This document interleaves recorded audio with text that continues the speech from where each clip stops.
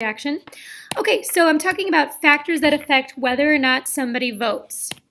So let's talk about voter turnout in 2016. 58% of eligible voters turned out. These are people who are not in prison or have not been denied or their voting rights for any other reason, and they're registered. That's a big difference. So that was 58% of people in 2016 compared to the voting age population. So this is anybody 18 and older who could register to vote. 61.4% of those people turned out. In 2008, that was 63.6%, so it's dropped a little bit since then. 2016 did see a record number of voters. We had 137.5 million Americans who voted. Quickly, I want to show you this link here, this PBS link. This is a story you can look at. It tells you a little bit about where these voters are coming from. So what does the voter turnout tell us about the 2016 election? So it shows that, again, here we get that 58% of eligible voters went to the polls, nearly breaking even with the turnout rate set during the last presidential election in 2012. When you look at this is interesting because it's going to show you the types of states where turnout was up that helped push the election in favor of Donald Trump. So take a look at this. It kind of shows you the breakdown of the votes, and that will be significant to you. The other thing I want to talk about when we're talking about turnout is the African American population. So this is pretty interesting. Black voter turnout fell in 2016, even though we saw a record number of Americans who were voting. We saw a peak in black voting in 2012. So this is nice. This also gets to what I'm going to talk about later, which is how race typically impacts voter turnout. So usually we would say that the white population votes more than African Americans or other minorities. That's usually true. It was true in 2016, where 65.3% of eligible voters voted, of eligible white voters voted, whereas in 2016 only 59.6% of eligible black voters turned out. In 2012 we saw that reversed, where African Americans actually voted in higher numbers than blacks. In 2008, that was really close to being even here. And then, of course, both whites and blacks do vote more, pretty significantly more than Asian Americans or Hispanics. So that kind of gives you a look at the racial breakdown as well. Okay, I want to go back. Here we go. So back to here. So factors that impact voter choices. So we're going to talk a lot more about how people vote and why they vote the way they do, and like how people lean ideologically. But party identification and ideological orientation do impact how people end up voting. This is an interesting article about straight ticket voting. So it used to be permissible for people to, in most states, for people to simply mark one spot on the ballot. And by marking that spot on the ballot, you would be indicating that you're doing what's called straight ticket voting, where you're going to mark you wanting to vote for all the Republicans on the ballot or all the Democrats on the ballot. Most states have made that illegal. You have to go through and read each position and then mark the candidate you want in each position. These are the states where you can still straight ticket vote. So with one mark on the ballot, you're saying, yep, I'm not even going to read the names. I'm just voting for straight Republicans or all of the Democrats. Missouri abolished this in 2006, so it hasn't been that long. This other article about straight ticket voting is interesting. It's this article here from the Washington Post. It's called "Is Straight Ticket Voting Officially Dead?" And what this article is about is the idea that when a state votes for a presidential candidate, that they also will vote for their senators and Republicans from the same party. So right now, actually, it'll be interesting to see how Missouri votes, because right now we have, obviously, Missouri voted for Donald Trump, and then we have Roy Blunt, and then it'll be interesting to see if Claire McCaskill, who's a Democrat, can keep her seat, or whether Josh Hawley will defeat her, which would mean Missouri's more, kind of straight ticket, where we have Republican candidates. This article is arguing that we're not seeing that as much, that more often we're seeing senators and presidents are being voted on differently within the state, or people within the state may vote for a Democratic president, but then they're electing a Republican senator, and that's happening more and more often. So I'm not going to read this to you. The 2016 election, we did see, it says the 2016 election saw the highest percentage of straight ticket voters, than many other years. I lost my spot. Oh, and it's not linked.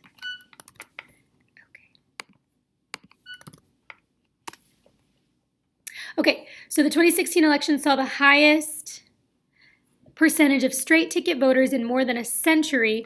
Literally 100% of states holding Senate elections voted for the same party for Senate as president. Republicans, of course, kept control of the Senate and won the presidency. And Larry Sabato, who's at the University of Virginia, says, "We have not seen numbers like this, partisan numbers like this, since the 17th Amendment was ratified." So this also kind of is interesting because it kind of reflects the this idea that party strength and voting for a party is really motivating to people, and people are perhaps becoming more ideological than they were previously. So this is interesting. This is the percentage of straight ticket versus split ticket states in presidential cycles. So you'll see, in 2012, pretty divided here. 2016, though, extremely divided. I'll let you go back and look at this a little bit more on your own when you're kind of going back through the notes. The last two things that impact how people vote and voter choices would be the characteristics of the candidate. So charisma, personality can bring out voters. Voting for someone can be very motivational, or voting against someone could be motivational. Also, caring about contemporary political issues can impact whether or not people vote. So it's interesting what people care about nowadays when they go vote. I have this up here already. The most important problem for most Americans is not the economy right now. So this first question, it says, the percentage of Americans who mention economic issues as the nation's most important problem.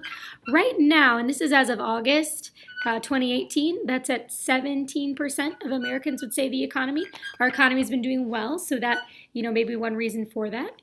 You can see where we've kind of historically seen that. So right after, 2008, we see the economy is a huge issue. That makes sense, and it's been declining since then. So if people are not concerned in voting on the economy, what are they voting on? Well, these issues, these non-economic problems are down here. 80% of people are voting on non-economic issues. What tops the list here is dissatisfaction with government and poor leadership, followed by immigration, illegal aliens, race relations, racism, and unifying the country. So candidates who are running for office may look at these issues and think about how they're going to target their voters with these types of, with ads reflecting these concepts and reflecting these problems in order to meet people where they're at and turn out voters in the midterm. So I want to also talk to you about things that increase or decrease the likelihood of someone to vote. So the first one we're going to talk about is income and education. So typically the trend is that the more educated you are, the more likely you are to vote. The less educated you are, the less likely you are to vote. One of the reasons for this is that wealthy citizens typically have positive experiences with government. They believe the system works for them. They believe government can make a difference. They believe government can change, the amount of taxes they're paying, and that's directly going to impact them. Lower income citizens are more likely to feel alienated, to feel like it doesn't really matter who's in office, nothing's going to change. So they often feel like their vote doesn't matter and they'll have less political efficacy. The next trend is race and ethnicity. I showed you that a little bit earlier. So typically whites are voting more regularly than African Americans or Hispanics or other minorities, but this is shifting. We obviously saw a change in 2012. One argument for this is, we're still seeing the long-term effects of discrimination and disenfranchisement for African Americans, and we're still adjusting for that. Although you could argue that maybe we arrived, since the numbers are pretty close in this election, and of course we saw blacks voting in higher numbers than whites in 2012. Pretty interesting to look at the impact of gender. So overall, women do vote at slightly higher rates than men do. They make up slightly more than half of the electorate. So this is kind of interesting, this demographic here about gender difference. Here we go. So this shows the differences in voter turnout. So this figure here is the proportion of the adults, the eligible adult population who are voting. So again, eligible are people who are actually registered to vote. So in 2016, you see that women, 63.3% of eligible women voted, whereas only 59.3% of eligible men voted. And this difference has been, fairly similar in recent elections. Not too many differences between 2004, 2008, 2012, and 16. Think about why that might be. Why are women voting more than men? I would love to entertain some different hypotheses as to why that is. My take on that would be, we sort of have a set of issues today that are sort of seen as women's issues, women's rights or, the pro-life, pro-choice discussion. I think there's women's equality, equal pay. I think we have this set of issues that could drive women to the polls if they're feeling, like they want to vote on those issues. Where if I ask you, what are men's issues in voting? Certainly challenge me if I'm wrong, but I don't know that we'd have a set of issues that we would say, oh yes, these are men's issues. So that might be one reason, although I am certainly hypothesizing and open to your thoughts there about why women are voting more. So that's gender. Our next factor on here is age. So we talked about this, not surprising. 18 to 30-year-olds are those least likely to vote. Where's my image on this? Who votes? Oh, I have a really good picture here if I can find it. This isn't it. This is it. Okay, so age. So here's the orange is the 18 to 29-year-old voters. So only 46.1% of 18 to 29-year-olds voted in 2016. And then it just goes up here by age. So it seems that the older you are, the more likely you are to vote. Now, this is interesting because I have read in the past that people who so this is 65 and older, but I have read that once you hit, 75 and 80, that the number drops a little bit again, although that doesn't seem to be reflected here.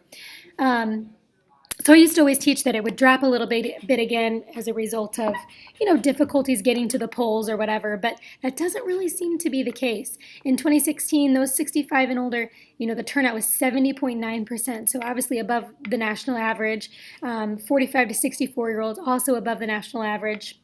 So just in general, the trend is the older you are, the more likely you are to vote. That's the trend we need to take away from this. All right. Oops.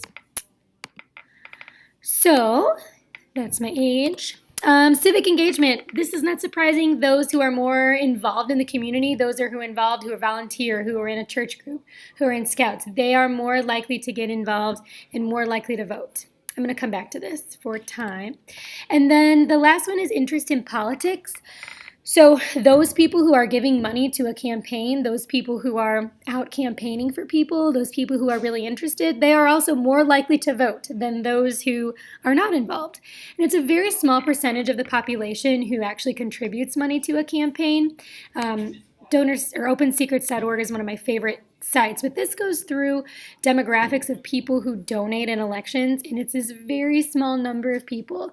So of the total U.S. population, the percentage of people who are giving more than $200 to an election in any election cycle is 0.33%. So very, very small. Donations under $200 do not have to be disclosed. So we have probably a great deal of people who are donating smaller amounts of money, who give something to the campaign, but overall it's a very small portion of the population who gives anything significant. But these people are going to be extremely likely to vote because they're taking the time to donate to the campaign, to give back to the campaign. Going back to, this is kind of an old set of data. And so this is from 2006. So I had a hard time kind of finding this. I was looking for information on civic engagement and how civic engagement impacts how people vote. So if you can find anything, I'll give you extra credit. If you can find some really updated information on a connection between civic engagement and voting, and you can send that to me. What I wanted to show you here is this down here, this little piece here, a spectrum of voters and non-voters. Who are they? So people who vote regularly, 39% of them are people who go to church weekly, 35% of them are people who go to church monthly or yearly, 31% seldom or never. And you can see those numbers are higher than those who are intermittent voters or registered voters but don't really ever vote.